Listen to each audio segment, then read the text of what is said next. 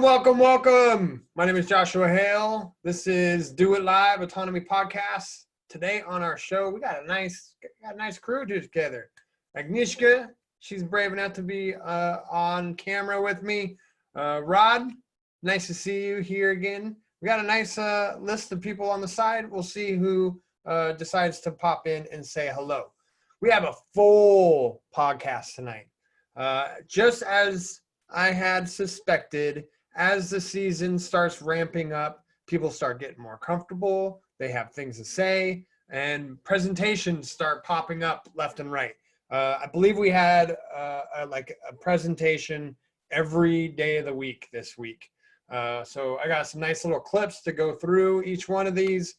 This community is extremely rich with knowledge and wisdom and information. And once you figure out these tools, how to start sharing that wisdom with others, look out, because everybody starts using this platform in order to share what they know. Agnieszka, what did you do today? What didn't I do today? Don't go too much into them, but because we'll circle around to it, but just highlight. I started my day by hosting the first ToastMasters of Autonomy, first meeting of ToastMasters. And the replay will be up soon. I will post it in a few minutes. And then we went into the copywriting clinic, which was epic. Everybody was just so impressed with the clinic. It was really interesting. At the end, everybody was like, wow, I learned more about copywriting in this hour than I learned my whole life until this moment. So that was a lot of fun. And the replay will also be posted. Kara is in charge of that. She's the copy boss, of course. And there's homework from the copywriting clinic. So we're expecting people to come in. Even the people who didn't attend can come in with the homework next Saturday. And then we had an amazing book club where we solved the world's problems. And it made me think that Autonomy is really a think tank. It's not an online university. It's not a freelancer hub. It's just like a creator's gateway to freedom. There, I said it. I don't know, I just made that up. But it sounded really good, right? Yeah, it does. And then I went to the park with my parents and I had ice cream at the park. And then we got some sushi takeout, which I haven't dug into yet because, oh, that's my dog next to a giant sequoia tree in the park. Nice. Yeah, it was a lot of fun. Victoria. That's a full day, Agnieszka. Beautiful parks. Mm-hmm. Well, look forward. I got a clip from the copywriting clinic. I do want to hear more about that. I wasn't able to attend today, but I'm excited to catch the replay. Rod, thanks so much for covering for me last week. How did it go? How'd the flow go? It went well. I've stumbled through a little bit, but that's the point of doing it live, right? You figure it out, you stumble out the blocks a bit, and then you get a pace. So I think it went well. I think last week we didn't talk about what happened in Autonomy and events as much, but just how do I say it? How Autonomy, how the community self-corrects itself, let's say that. And how that can be possible and stuff like that. So I thought it was really good. Cool. And personally, how was your week this week? You had a couple sales calls, right? Yeah, I had a couple sales calls. I had one with you, one with Igor. They were really good. Yeah, did you leave Igor all black and bruised? Did he beat you up? No, Igor was really good. He was really how would I say? He showed me a lot, in the hour time, and gave me a lot of confidence. So yeah, I'm excited to get some more. So I got a couple more to do. I've got one playing with Curtis tomorrow. Maybe I get another one in tomorrow. Yeah, I just want to keep practicing on the sales calls for a little bit because I think that might be my niche. Nice. Yeah, once you push through the fire of nervousness and uncomfortable, and you start getting your brain function back, and then you can realize oh, this is actually kind of fun. It's a bit of a dance. Yeah, for sure. It's for me, it's how do I put it? Calming my brain down, like you said, just letting it relax. You know, it's not a big a deal. You gave me a couple of good tips that I passed on later, and in the next hour, just some things about ways to navigate the call and tips and tricks. So yeah, it's a good time. Sweet. Well, yeah, I look forward to hearing your progression through this. While we're at this phase of the podcast, anybody else want to chime in with any of their own integration exercises that they did this week? How did it go for you?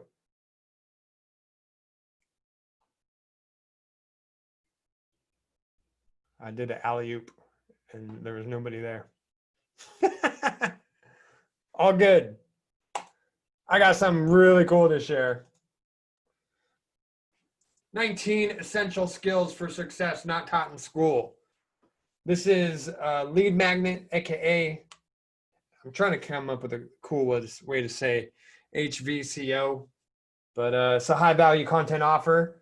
This is some gathered information that Richard has just sitting there. And I saw those 19 essential skills and I said, that would make a good looking lead magnet. And lo and behold, the team assembled. We had a whole crew of copywriters that took those 19 skills, wrote something individually for each one, put it all together. And Tori, our graphic designer, she made this really amazing PDF. It's meaty. It's got so much value in it that you could literally, you could spark someone's interest in starting a business for themselves just with this document alone.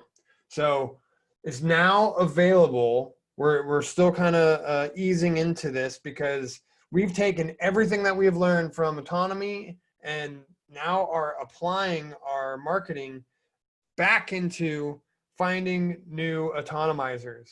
And so you can go to getautonomy.info/19 skills and pop up here and get this PDF for yourself. So go get it. It's amazing. And you're going to be some of the pioneers in our funnel. Funnel means you're going to be entering into an avenue that we have designed that in exchange for your email, you'll be able to experience all the value that we're offering to new people that have never heard of Autonomy.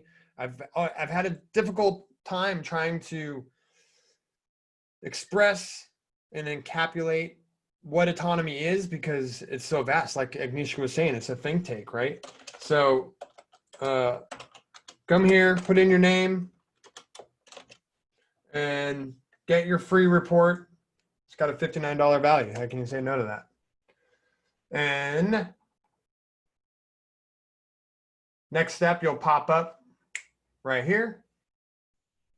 This was my own contribution. I like immediate downloads for things. I don't like waiting 10 minutes for email to show up because I could just completely forget what it was. But the next step is a blueprint to success strategy call. This thing is jam-packed. You don't know what even you're missing. Everyone's got goals, at least you should. And not all of us know the path on how to get to those goals. So this blueprint to success call is getting to talk to one of our Autonomy team members and getting some brain power focused on you, what challenges you have, and where you want to go in life. And you walk away with a blueprint on how to get there. Again, this is free, no obligation, 60-minute call. It's really jam-packed, full of goodness. Go check out our funnel. This is going to be some good feedback to us because we're taking what we learn and applying it and putting it to work. And now we get to like find some mistakes, try and break it. See if you can find a grammar error in it because we're putting it through a system in order to put out a high quality product, and we would love to hear your feedback. So if you're seeing this, you're watching this recording later, go to getautonomy.info/19skills, check it out. That being said, this week was full. I was busy working, helping out, set up presentations. I know Tyler was busy working every day, getting those presentations up and the recordings put up back into the course for replay. We really didn't get a break all week. So let's go ahead and just dive into what it is that we got to experience this week. There's no way for any of us to catch all of it. And that's really what our job here in the podcast is going to achieve, just kind of show you some bite-sized bits and pieces of what it is that we got going on. This is a dry erase board in the Autonomy headquarters.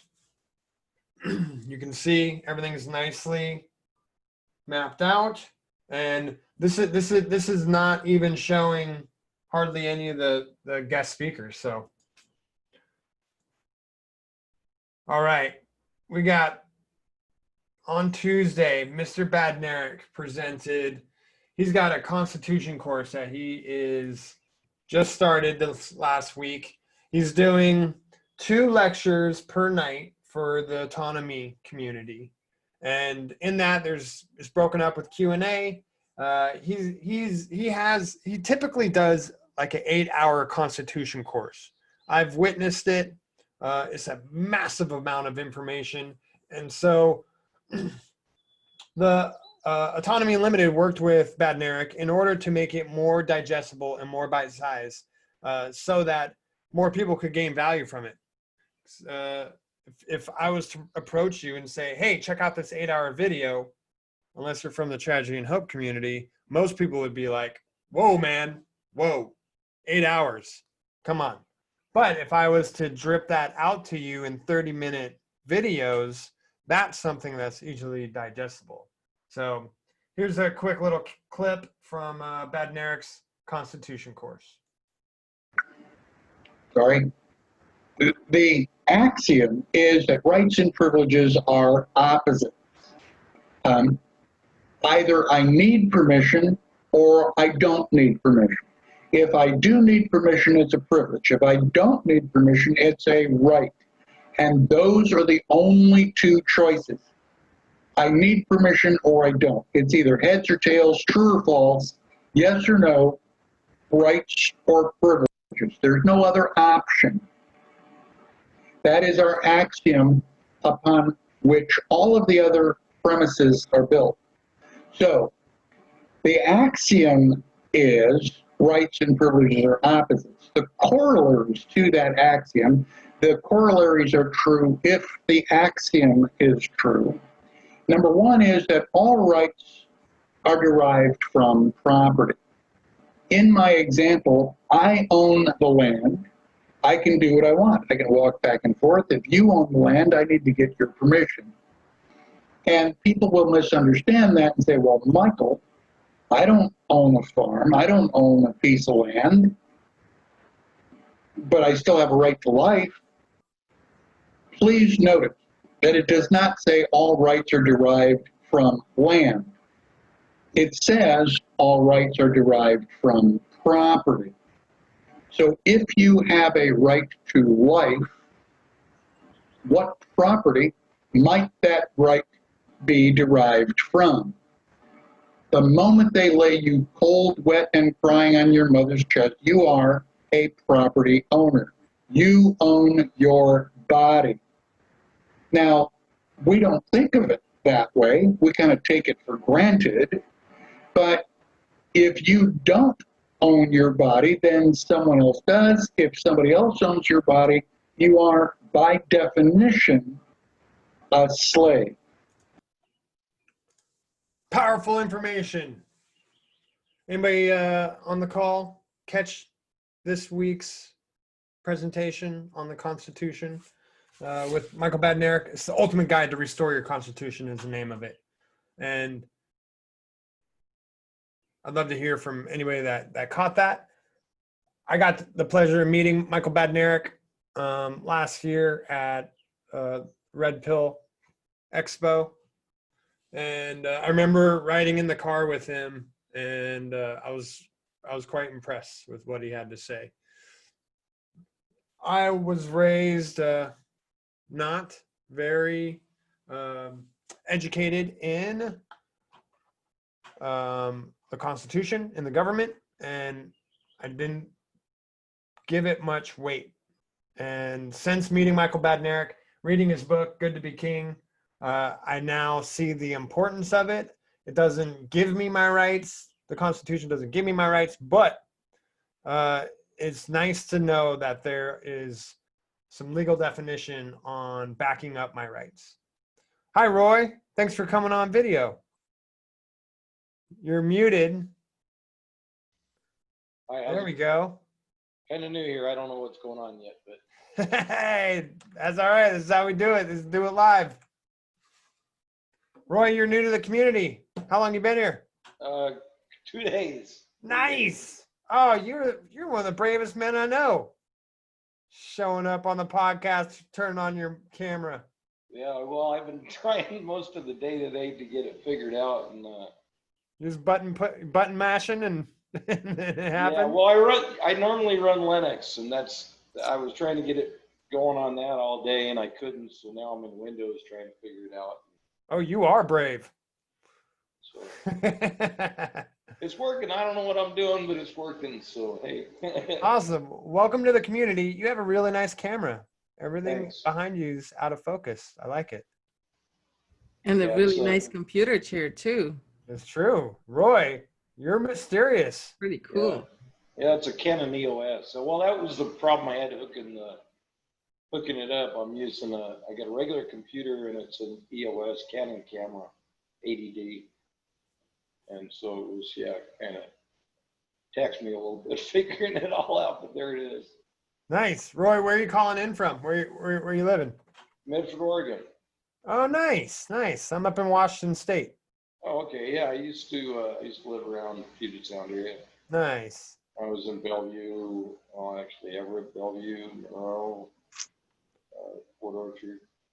Where you Nice. at? Yeah, I have lived in Everett before. Wrong side of the tracks, but now I live up in Bellingham, and I love it up here. Oh, yeah, I went to school up there. Oh, nice. Awesome. Roy, I'm looking forward to getting to know you more. All right. You were able to catch Friday night's lecture? Yeah, I did. Nice. What'd you think of that? That was pretty good. You kind of came in in the deep end, but it sounds like this is how you roll.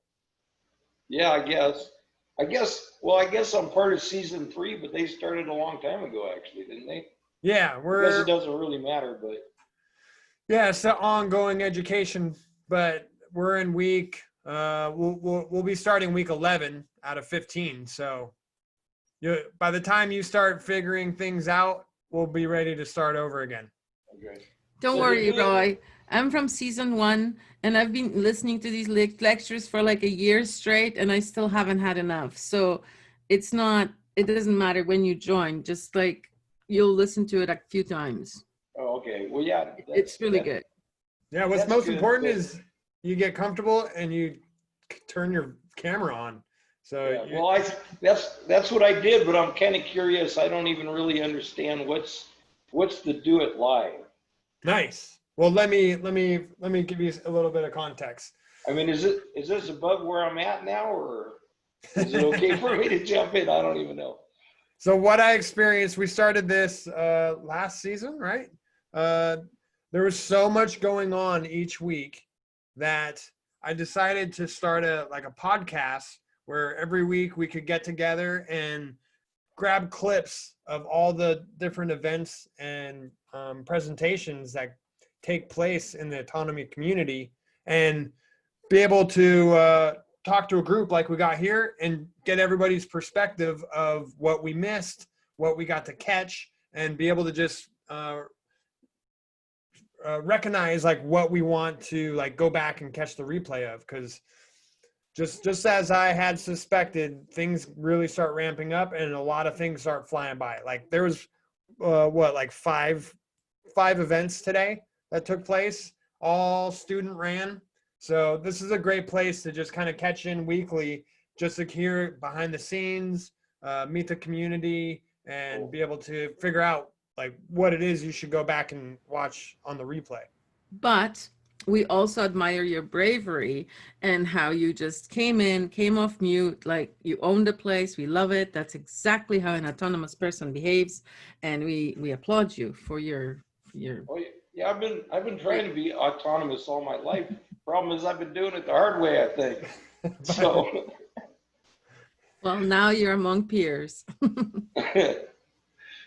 no, now I'm here hoping to learn something.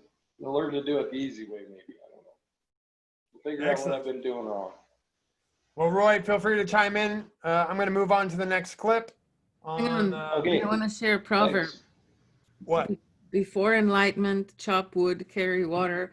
After enlightenment, chop wood, carry water. So there's probably not an easy way, but there's a way with better company. So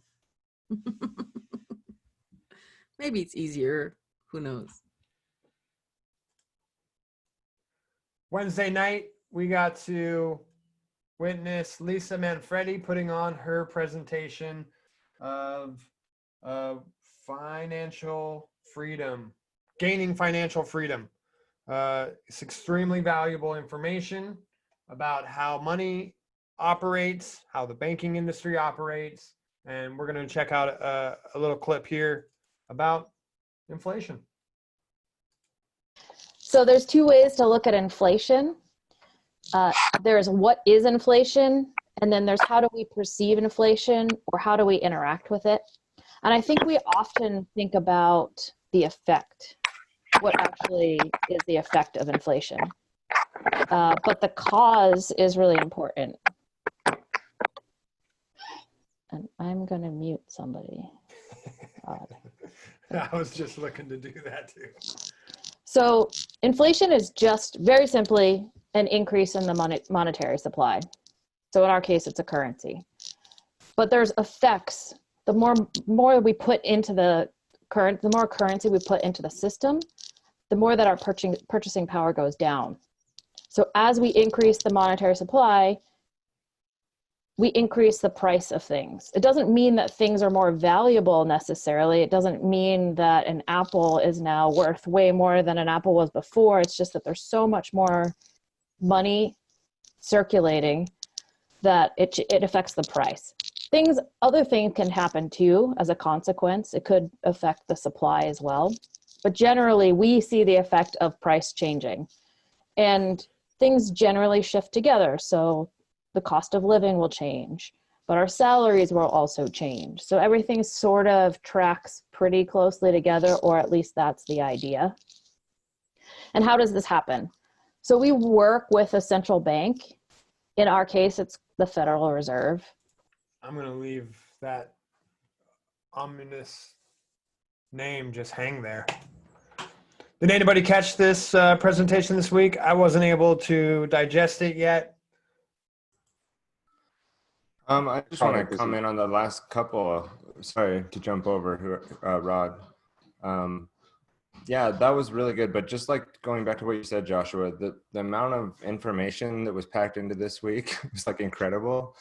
And it's like a full rounded education that you've never got before.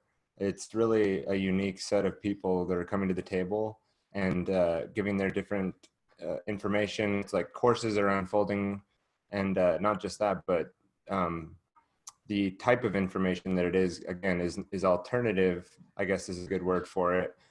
So I'll just comment on Michael's thing really quick. I thought it was awesome. I think that's going to be a great course moving forward. I really like the format, and I'm happy that Michael is doing that. And as far as Lisa Manfredi's talks, it's been super helpful. I think also she's super helpful to the community for people that have financial questions, for someone to go talk to about, again, like alternative approaches to handling your finances, things that you haven't heard about before. So those are my 2 cents on so far. Just wanted to chime in, and I'll let Rod jump in because I think he was about to say something there. No, yours was way more constructive than what I had to say. I just want to apologize to Lisa. ruining her presentation with my unmuted mic. That was you. And I'm usually pretty good about that, so I don't know. My bad. Lisa, I've what are already you forgotten. gaining? Lisa, what are you gaining from presenting this information? Well, I think I don't really have a lot of value to offer, so I'm learning that I have some value to offer. So thank you guys for that. Yeah, for sure, for sure. And I sent this message to Lisa today that probably in about 10 years, because of the information she's sharing with me and my family, I'm going to be extremely grateful for how I'm wisely using my money instead of just spending to survive as I always have. So thanks, Lisa. Second that. Yeah, Thank you. it's Second that. there's a lot that we can do, and I think if the community comes together and we become more powerful in understanding how all of this works, like anything is possible. So I'm really excited to teach more people about what is possible and making it happen, very practically making it happen. Excellent. Yeah, I look forward to our meeting on this coming week with your partner, because me and my wife, we're ready to take action, as you kind of already know. So like you can basically tell Gary, like, where do we sign up? That's awesome. Great. All right, well, moving along through the week, we also had Tony Myers presenting the final conclusion to the Trivium. And this week he covered rhetoric. If you've never heard of the Trivium before, the Trivium is where the three roads meet, and it encompasses general grammar, Aristotelian logic, and classical rhetoric. And this is a little clip from his presentation this week on rhetoric.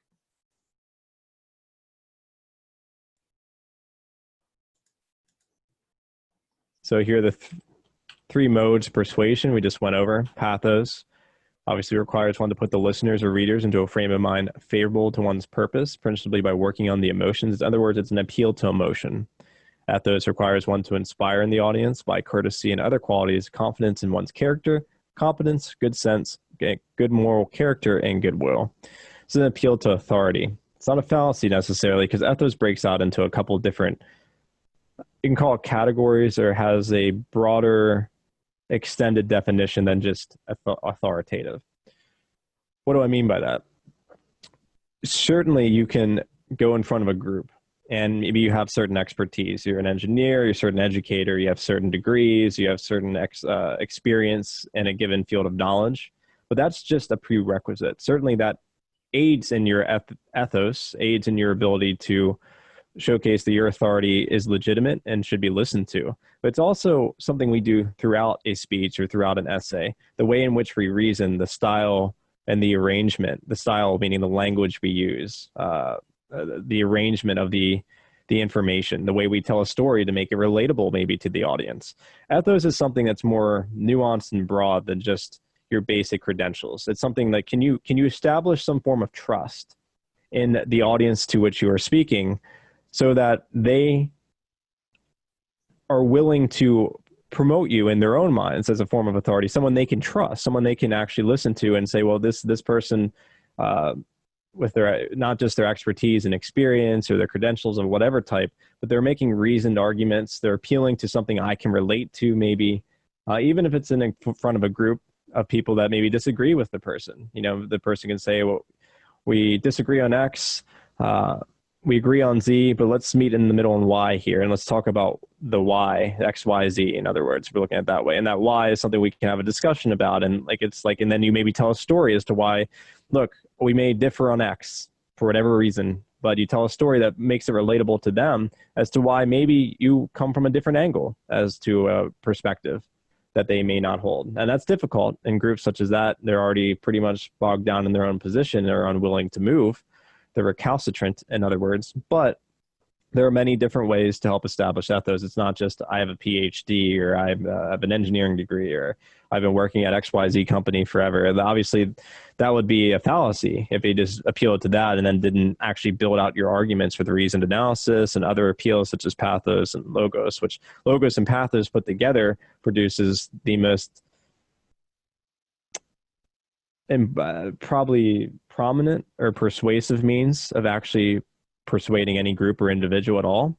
And that actually helps bolster ethos. If you combine logos with pathos, it'll bolster your ethos. We're going to get into some examples of what I mean by that. Instead of breaking out, like, here's your section where you just appeal to logos. Here's your section where just you appeal to pathos. And here's your way in which you just appeal to your own authority and your expertise.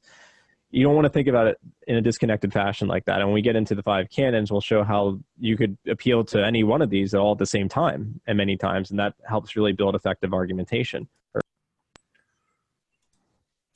Man, that's good information. I was just getting mesmerized by it. I wasn't able to catch this week's episode. As I said, so much stuff going on. Anybody get to catch that and want to kind of give a replay?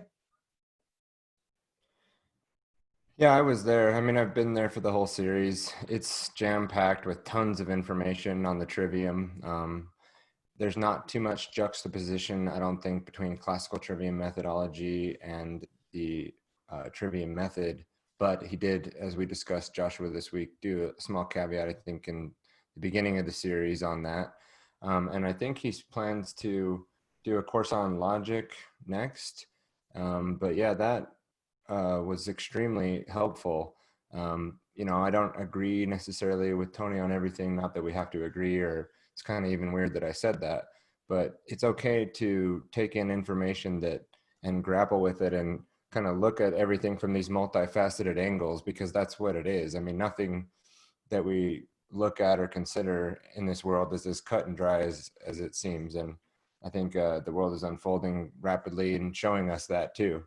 That things aren't as simple as they always appear to be. And just thinking is one of those things. It's not just a given, or, you know, processing information, it can be done in various different ways. Some people really have no method at all. So to have some kind of baseline method to at least position yourself against or with is better than, I think, where most people are at, is where they're not even really clear on what thinking really means. They think that it's just a given, that your brain just does it, it just happens. And really there are, I think what Tony is showing us is there's methodologies and ways, and I like how he harkens back to other researchers too, and not just relying on his own information, but Gino Dennings and Leonard Peikoff's research, and comparing, you know, Immanuel Kant's philosophy. I know in the Discord server, I haven't been able to get in there, and I've kind of been purposefully staying away from the logic chat because it's just too much. And I have so much on my plate that I really want to get in there and play with what's happening in there and those discussions that are happening in there. But I know if I get into it that I might be over my head, A, and then B, it would consume a lot of my time. But to have these tools available to us here when we do have the time to go through it is just invaluable. Yeah, I can attest to that. Being schooled and thinking that, yeah, thinking was just this like automatic process. And the scary thing is that I had this like assumption of knowing that is dangerous. And now I see it outside of myself. So I'm able to correctly identify it within me. But when I first came across the trivium, I heard it. It really stood out to me, like a method to actually like critically think and to, and so I jumped down that rabbit hole, started to learn as whatever I could about it. And it was really challenging because the information was from multiple sources, and I didn't have this like clear picture of what it was other than this like kind of mystical way to think. And for Tony to organize all that information into a presentation, it really gives you a firm grasp of what it is in order for you then to dive further into each area and section, because you get to see how it all like fits and works together. it literally took me, like, I spent 2 years trying to put all the recommendations that Gino Denning put out there and what I was learning in the Tragedy and Hope community, and just trying to saturate my brain with this information. And it still took a long time to finally get my arms around it in order to realize just a basic foundation. And now that I know how to read, I'm not intimidated by larger books. Now I can dive deeper into each of those sections. And so extremely grateful for this presentation. And I look forward to catching up on this replay. Anybody else have anything they want to comment on Tony's presentation? Tony's great. We appreciate. Yeah, true that. I look forward to his logic course. I'm giddy hearing about that, and looking forward to it for sure. All right, we got another presentation. This just is hot, fresh off the presses. This happened earlier today. This is History with Gabriel Schmidt, Dynasties, Secret Societies, Banks, and the Catholic Church. What do they all have in common? This is a neato little intro that I made for him.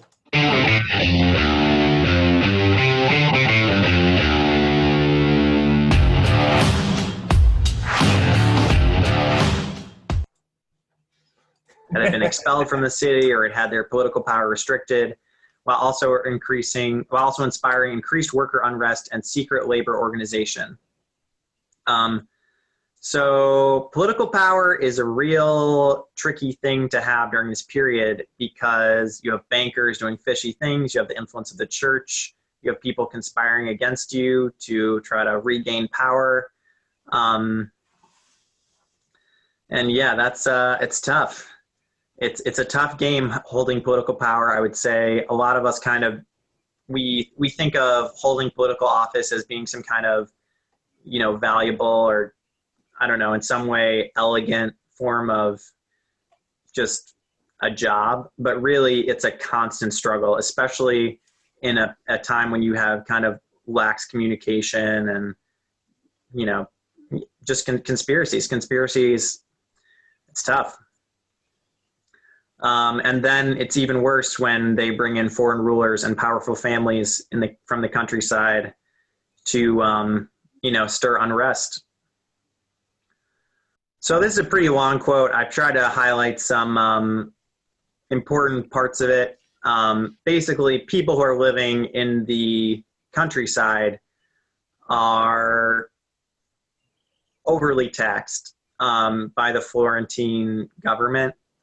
So they either leave or revolt. They seek places with fixed low-rate taxes rather than the kind of calibrated growing taxes to fund the Florentine debts. And then eventually one of those revolts leads to a reduction in the fiscal burden and improvements in how they're treated. But again, it's not an easy time to be living in Europe. Basically, all of this medieval period, there's constant infighting. Gabriel is a season three student, and he put together a presentation a few weeks ago on history, and this is his third presentation. He put it out there. He said, hey, I want to present on this. I have an organized body of information. He let me know about that. I was able to hook him up with giving him a platform. I hooked him up with that badass intro, and he's on a roll. He's going to continue with these history presentations, and I really enjoy and look forward to each one of them. Anybody catch this today and want to talk about any highlights from it? I think I was teaching in another workshop at the same time, but I would have loved to think.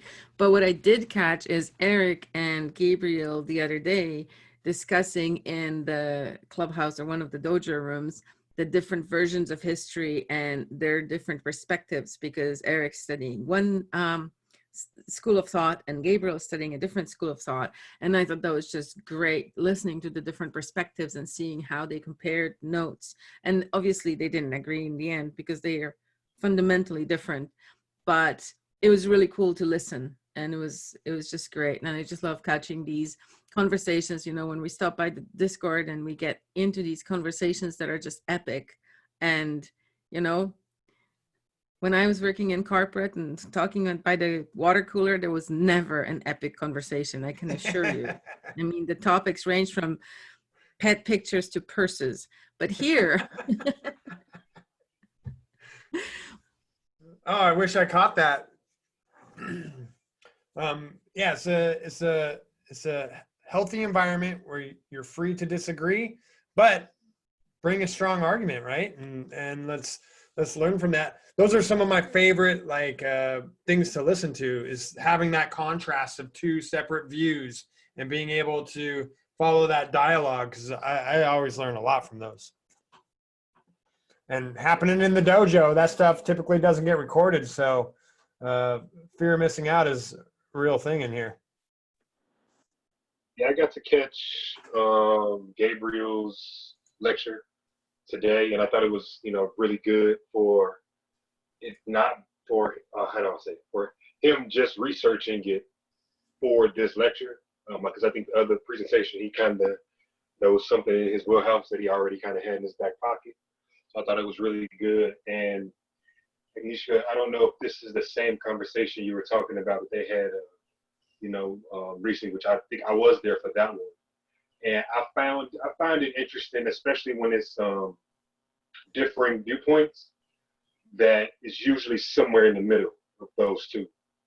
And so I like you said, like kind of Joshua, I like seeing those different viewpoints, because that helps me kind of find, okay, because they both have some truth in them, and where's the connection, and how can I find the middle point? And that's usually where, in my opinion, the truth, lies. Yeah, well said. Yeah. Agnieszka, how did Toastmasters go? Autonomy Toastmasters. It was a little chaotic. I was trying to present all this information all in a tiny little space window. And then what we did is we did a really quick table topics. Table topics is an impromptu speech. So basically I did an overview. In the recording, I just posted the recording in a couple places so everybody can grab the recording. So just introducing how we're going to be having these Toastmasters meetings an hour and a half or 2 hours, maybe 2 hours before the Q&A on Sunday, just to make sure that we have enough time to go over, because my opinion is that all the little roles is what really gets you the experience, right? Now, we don't have 20 people yet, so it's not an official Toastmasters club. It's only like an aspiring club, but we're still practicing our skills until we get to 20 people, and then we can become official. I named Eric the VP of Education for this month. If he chooses to pass it on to somebody else at the end of the month, he can do so. But this is really his idea, and he's been spearheading this, so it was really good. But this table topic, it was so cool. So we did 1 minute per person, and there were 5 or 6 people talking on these different topics. But I gave them topics they kind of knew about, right?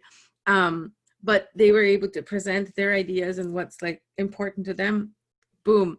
And on the spot, impromptu. On the spot, no preparation, like 10 seconds preparation. And then we voted who was the best person. I'm not sure how we're going to evaluate table topics in the future. Traditionally, it's the table topics evaluator who will choose somebody, but it was a little bit a different meeting. So awesome. And so overall goal, how did this materialize inside of Autonomy? People wanted to learn how to become a better public speaker. Yeah, and I think, well, part of there was Lawrence came to Toastmasters, to my Toastmasters club with me a couple weeks ago, and in he actually, real? Yeah, in person. No, well, in person, but not in person, because we don't do things in person in this 2020 world. Oh. But and my Toastmasters club is in Calgary, and I live in Victoria, so the in person is a little bit challenging. Yeah. So your virtual Toastmasters, you joined. but it's my actual Toastmasters club from where I learned all my skills, where I was president. So like, it's really cool because, you know, like I know everybody, and there are all these older guys who have been there for 50 years or so. So not all of them, but there are a few. So it's really cool.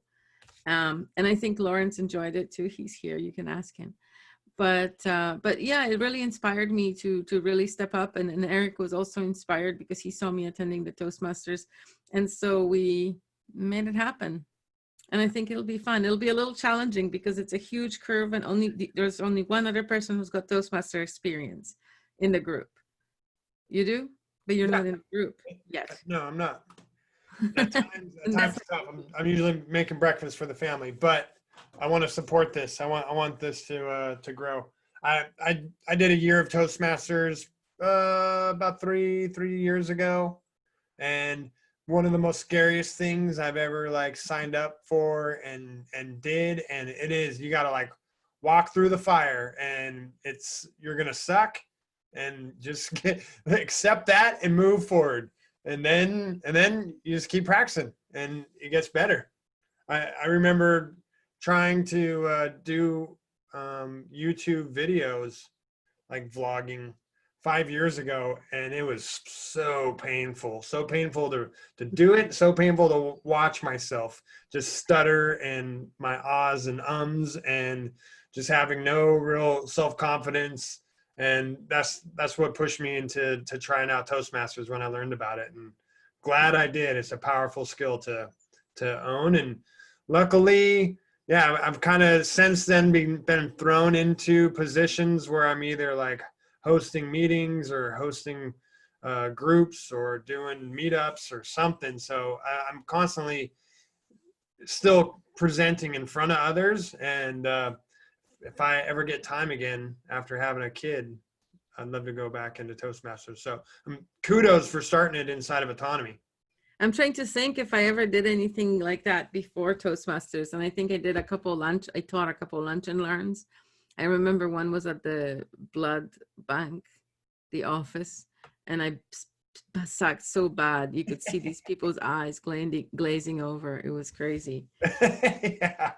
But I haven't sucked that bad since. So One of my presentations at Toastmasters, I was talking about space weather and the dangers of solar flares, and I saw like 3 separate people just start yawning in the audience. I'm like, oh, that's not a good cue. Yeah, towards the end, after the 6 years, my benchmark, if I succeeded at a prepared speech, was if everybody leaned forward and did this, stopped eating. So they had to stop eating. They had to put their hands on the table and lean forward. And that's how I knew the speech was successful. So I would count how many people I would get that engaged, right? Because it was a dinner club, so there was always emotion. Excellent. Well, I look forward to catching what you got cooking. Here's a little clip from today's copywriting clinic. Agnieszka, after I play this, I'll let you kind of fill in the who, what, where, when. All right, thanks everyone for being here. This is our very first copywriting clinic. This is brought to you by myself. I'm Kara, and Agnieszka, my lovely helper. I am the copywriting team captain for Autonomy Unlimited. And so if you didn't know already, you probably do. Autonomy Unlimited is the digital marketing company extension of Autonomy. And man, we do really awesome stuff. It's all about where ethical marketing meets integrity. And we've also got a wonderful apprenticeship program. So graduates coming out of the Autonomy course have the opportunity to come and learn with us, to practice and get real world skills. You have the opportunity to work on real projects. And we just have a whole lot of fun. So keep that in the back of your heads as we keep going with this. This will be the first of many. This will kind of be more of an overview. So we're going to go through the different types of copywriting. The title for this one is How to Not Break Trust While Copywriting. So this will be a general overview. And then the idea is then in future weeks, this is going to be a lot more interactive. So a lot more practice. So after today, you're going to have I like to use quotes, homework. Everything, of course, you're always at choice. This is optional. But you're going to have, something that you can actually go throughout the week and get some work done, get some practice. And then a week from now, the next clinic will be able to actually go through and in real time, we'll be able to give feedback, work with you on what you've been coming up with. And it'll be a great, awesome learning experience. And I'm really excited to get this going. I'm so freaking proud of her. So great to see her blossom. I've known her for a few years now, and she was just like me, very timid and not comfortable speaking in front of others, and she just rocked that. Agnieszka, what did you guys accomplish today? It was awesome. I'm not sure what we accomplished because I basically just talked about stuff, but then at the end, everybody seemed to be really happy, and they were like, wow, that was such great information. And I'm not really it's funny because I think Kara and we do this every day. So it's not like earth-shattering information. We're like, remember this and remember this. It's more like a laundry list, right? But for these guys, it was just like, wow, that's so cool. So I really enjoyed. Well, let me paraphrase. Copywriting is a magical art, and it's something that I would rather not spend my time trying to mimic. I work with Kara, and she is near and dear to my heart because she gives me something I get to just copy and paste and make a website like badass and beautiful. And that is a really powerful skill and one that we're learning in Autonomy. So this is a self-organized group, the Copywriting Clinic, and sounds like you guys are going to be meeting up weekly to be able to get assignments, work on them, get feedback from copywriting wizards like Agnieszka here. And I mean, this is one of the most powerful skills to really at least get a baseline on. Just wait to listen to it. You'll be even more impressed. Okay. All right, we are zipping through the week here. Agnieszka, what did you guys cover in Rising Excellence this week? Self-parenting. On Monday, it was all about your inner mother and how, sometimes we have a difficult relationship with our biological outside mother, or maybe it's not difficult all the time, but in certain situations, or sometimes it becomes challenging, right? But what really relieves a lot of that tension is to realize that this person is your friend. You care for her, but you're an adult now, and so their mothering or the parenting comes from within, right? And so really respecting this person and caring for this person. Of course, it's your family member, love them or take care of them, but understand that the directives come from within, not from without. And then you have nothing to fight against, nothing to be feeling resentful towards, because that person can talk about whatever they want and it's not going to affect you because you're in charge inside. So there is no need to worry. And a mother relationship is always challenging, right? In many circumstances. So, and then on Thursday Wednesday, we talked about just how to take charge, because sometimes those memories from childhood and having a negative interaction or remembering things that happened in the past that were negative and holding on to them and really, believing that you're a shy person and you can't present in public, for example, and then holding on to that idea instead of allowing yourself to maybe try it. Again, effective self-parenting, creating the opportunity where you're allowed to shine and praising yourself for efforts, maybe even for failures. And that, relieves suffering effectively, because suffering is often caused by feeling out of control. And when you're in charge of your own self and you're directing your own life, then you don't have to feel out of control. And then, it's less pressure. Nice. That sounds really valuable. Where can people catch your podcast? Raising Excellence is on Facebook, YouTube, and Periscope, which is Twitter. So no matter where, search for Raising Excellence. You can like us, subscribe, and every week we come up with a new topic that helps you live your everyday life. Awesome. Thanks. I look forward to catching the next one. All right, Friday night lecture. I'm going to give away a couple secrets here. There's so much there that this little golden nuggets aren't really going to be doing any justice to the 3-hour lecture that it was contained in. But the more knowledge you gain that can be applied to practical problem solving, the greater will be your rewards and the more you will be paid. Seems like it's a very common knowledge thing, but really,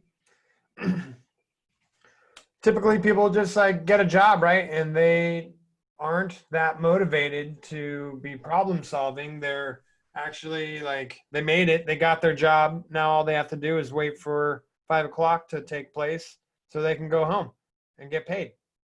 But the more skills you actually gain in the real world, the more rewards that are out there. So in this week's lecture, we are now really learning about the full scope of what digital marketing can do. Here are 11 steps to earning online income. Observe, identify, invest, acquire, attain, observe again, initiate, relate, build, gain, and relax. There's lots more to this. You're just going to have to check out the lecture to hear the secret sauce. Attention is easy. Providing value takes work. People pay for help with problems they have and don't want, and results they want and don't have. That right there, I wish I could go to a time machine and give to my 10-year-old self, because that is the secret to making money right there. It's not about getting a job in order to have them pay my high salary. It's about figuring this out and applying this in every situation. Problem solving, figuring out what's ailing people, and being able to make an offer. Anybody else on the call have any good highlights from this week's lecture they want to talk about?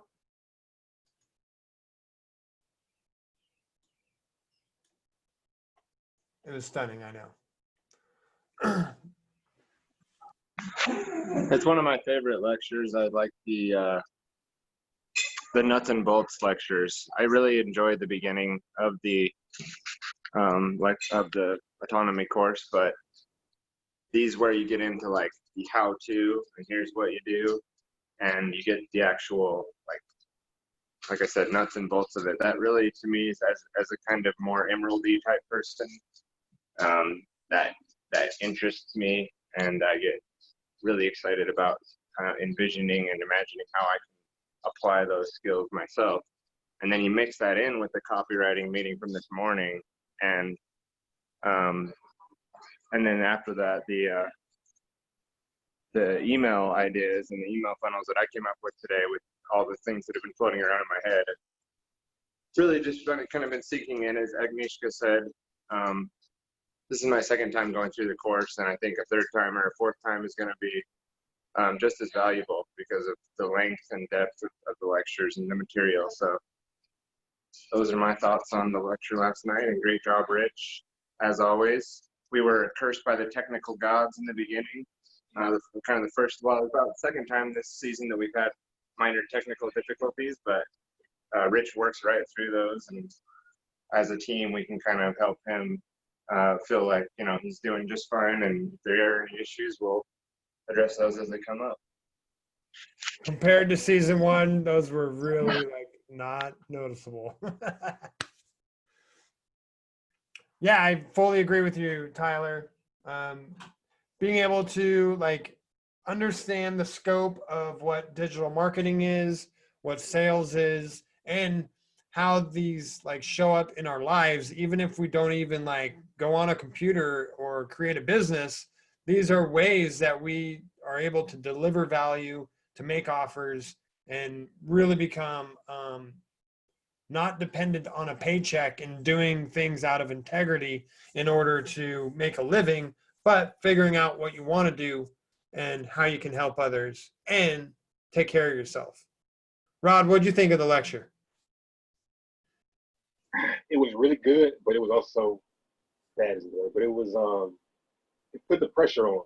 Like it really made me like you know, feel like all right, what is it? You know, what's the service? What's the product offering? You know, so I'm gonna go through it again because I want to find those 11 things to write down. That's probably gonna be one of my goals for the week. So, initially, you heard one earlier.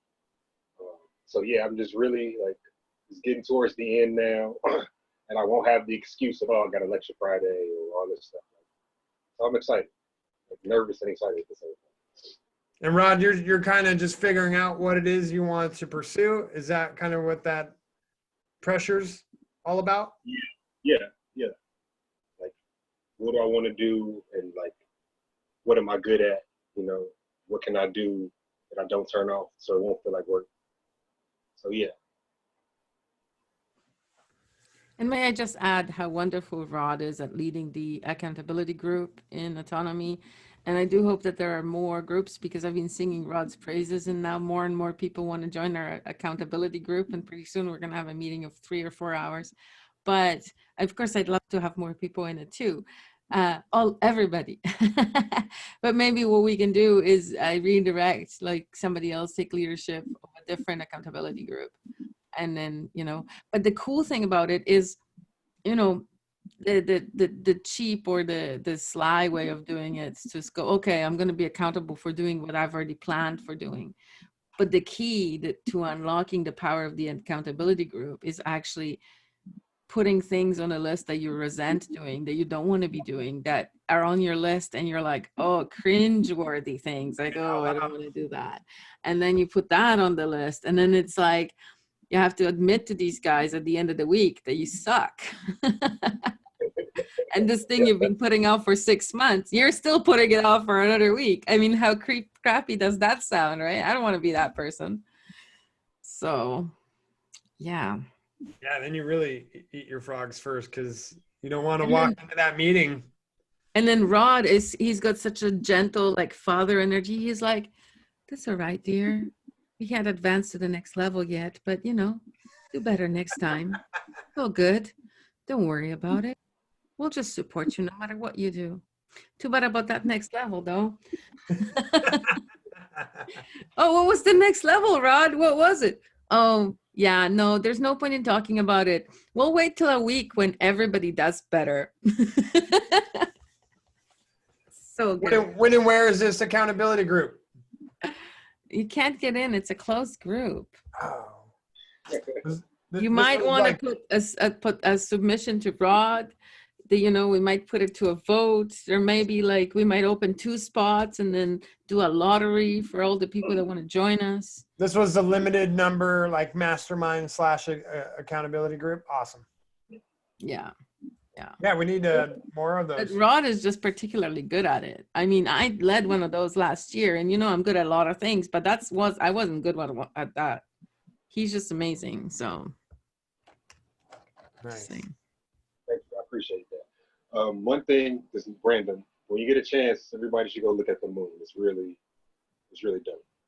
Like, it's full. The camera won't do it any justice, but I will. Maybe in a few hours when the moon comes out, because it's still bright daylight outside. Yeah, same here. Yeah, we're close. But yes, I'll make a point of looking at it when it arrives in this part of the world. Coming up this next week, we have an autonomy outdoor workshop with Kevin Emanuel.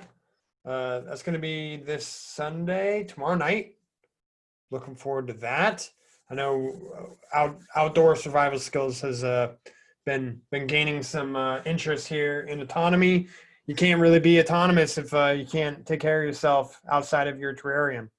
So I'm looking forward to checking that out. We got the continuation of the Ultimate Guide to Restore Your Constitution course happening on Tuesday. There's going to be probably, I think, like 9 episodes of that. And ongoing Finding Your Financial Freedom. Oh, I just butchered the name. With Lisa Manfredi. That's going to be on You Friday. should come up with a better name. Yeah, it needs to stick. We'll right? work on that. Yeah. You know, Friday is the copywriting meeting. Maybe give it to Kara before Friday. We can do like a 5-minute brainstorm and give you a few names. Nice. Okay. How do I get a badass intro too? I'm a little jealous. I'll work on that. I need a solid name though first. Okay. The intro. Noted. Thank you. Yeah.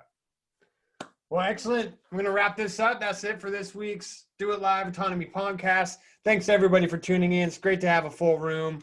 And Agnieszka, thank you so much for co-hosting with me. Join us again this next week.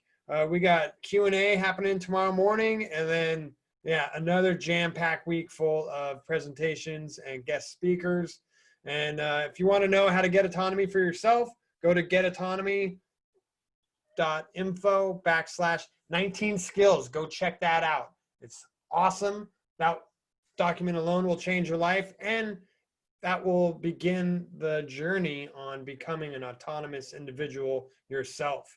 Make sure to tell whoever you talk to, one of us sent you, and we look forward to seeing inside Autonomy. Thanks, everybody. Talk to you guys soon.